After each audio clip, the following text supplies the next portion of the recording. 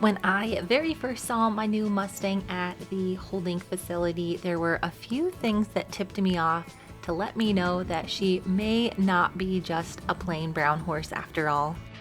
This little girl is going to be with me for the next 4 months while I prepare her for her next home. I think it is really important to find out as much information as I can about this girl. I do some pretty serious sleuthing on the internet when I get a new horse, and I'm really excited to find out a bit more information on this little girl.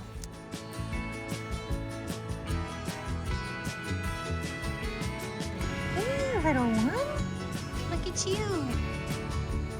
Look at you. You're so smart.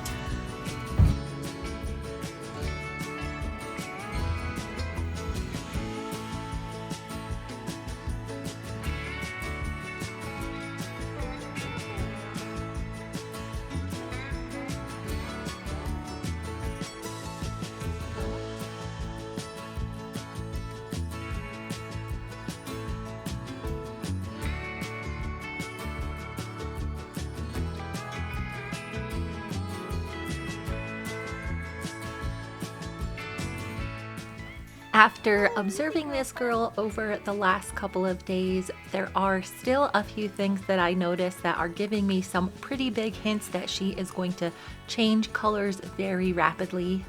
From far away, she does just look like a plain brown horse, but upon closer inspections, there are some really telling signs that she is going to change colors as she ages.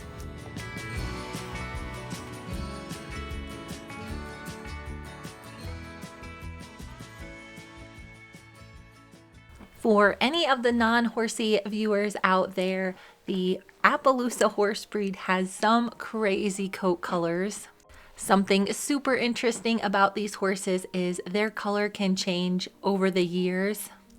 I know in a previous video that I said the new horse they didn't have any information on, and that is because she already looks a little bit different than she did in the wild. Even if a horse is born a solid color at birth, there are a few things that will be present to tip you off that they may have some of the genes that Appaloosas have. These markings are very distinct to Appaloosa horses, and Nigel has all of them. He is what I would call a leopard Appaloosa. He does have mottled skin around his eyes and as well as his nose. This is just the little white patchy area you can see. One of the other big Appaloosa traits is having a white sclera around their eye. Here is another example of a mottled nose. And many will have striped hooves as well. These are all due to very specific genes that they actually have a pretty good handle on these days. I typically do some DNA testing on my horses for genetic disorders, and this girl, I think I am going to send in some hair. One of the most notable genes in Appaloosa horses is the leopard complex. Depending on the genotype, they can be susceptible to night blindness. This makes it extremely hard for them to see in low light and at nighttime. Some of you may be familiar with moon blindness, which is uveitis, and these are two totally different things. Typically, I test for different DNA things separately, but there is a company that you can buy a giant package and just test for everything. Once the new girl calms down a little bit more, I will definitely be sending in some samples. While I was perusing their website, I also noticed that they have another gene to test for the same type of blindness, but in a different breed of horse. I really try to stay up to date on all of the different genetic disorders because it is really helpful when you go shopping for horses. Given the few signs that I saw when this girl was at the fairgrounds, I did know that she could possibly have trouble with this in the future. Horses with this specific gene mutation are born with it, so their ability to see in low and dark light is compromised. In a domestic setting, it's pretty easy to manage. You just have to be aware of your horse's limitations. Some need to be in a stall at night or have surroundings that are pretty easy to navigate so they don't accidentally hurt themselves. Out in the wild, however, I assume it could be a little bit of a risky gene mutation to have. This new little girl was gathered about a year ago from the Little Book Cliffs HMA in Colorado. I believe they gathered about half of the horses that were within this HMA.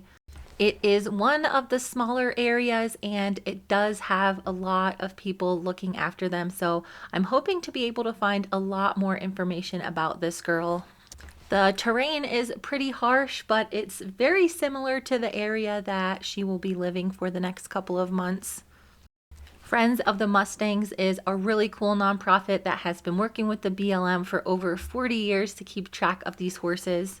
I finally put two and two together and remembered exactly who this filly was. This little girl was born solid red and her range name is Sparkler. As you can tell from the photos, her mother looks to be a varnish roan Appaloosa. Typically, when I get a new horse, especially if it's an auction horse, I rarely get this much information. I have no idea who Scarlett's parents were after a pretty exhaustive search. Because Sparkler was born out on the range and it is fairly well looked after, I was able to find so many pictures of her sire and also her dam. After finding so many pictures of her dam online, I am pretty certain that the new little girl is definitely going to roan out as well. I was really starting to get a good sense of the terrain out in the area that she was gathered in. It is very rocky. There's not too much to eat for most of the year, so these horses have to be pretty hardy and tough. It was really bittersweet to see this photo of Sparkler and her sire and dam out on the range just a few months before they were captured. I'm pretty sure that both of them got scooped up by a sanctuary in northern Colorado and they will be turned back out on a big pasture. Very similar to how they were living in the wild. Since I'm not going to have this filly for very long, it'll be interesting to see if she changes color at all in the next 4 months. Her sire was a super pretty horse, but her mare definitely had some tricks up her sleeve when she was younger. This is a photo of her when she was born. She was basically the same color as little Sparkler, and this is her 4 years later. The color change is pretty crazy when you go back and look at her baby pictures. I'm super thankful that there are a bunch of people out there taking photos of these horses on the range. I was thinking, since I'm not going to have this girl very long, I probably won't get to see her change colors, and then I saw a picture of her dam around the same age that she is now. I'm thinking this year when she sheds out all of her winter hair that she is going to be full of surprises with a bunch of lightning going on. The foster program that I'm participating in is only a few months long and my goal is to get her trained up and ready for her next home, but knowing that she's going to change pretty drastically over time is going to make it a little bit harder to give her up.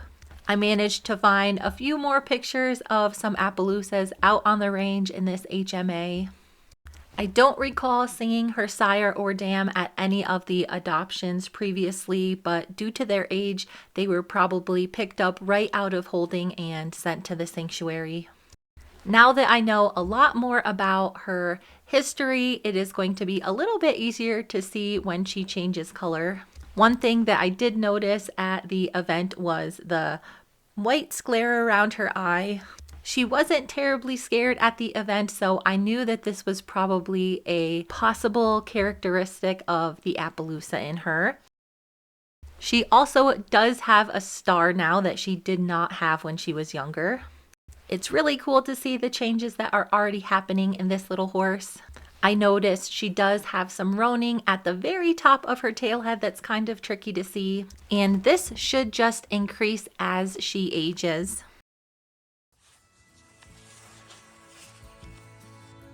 I am still very much in the getting to know you stage with this little girl. She hasn't been overly reactive yet, but she does have a little bit of an attitude. This first week in her training is going to be the most important for her future.